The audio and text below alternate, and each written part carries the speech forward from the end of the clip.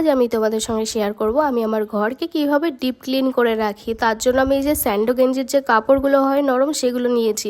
নিয়ে আগে টিভিটা পরিষ্কার করব, কারণ আমি আয়নার সামনে এসে যখন চুল ঝাড়ি, চুলের ওই জলগুলো কি টিভির ওপরে ছিটে ছিটে দাগ হয়ে যায়। আর এখন যেহেতু প্রচণ্ড গরম আর বৃষ্টি তো হচ্ছেই না, ওই জন্য ধুলোবালি যেন একটু বেশি ঢুকছে ঘরে, তো ধুলোবালি ঝেড়ে সব মুছে নিলাম।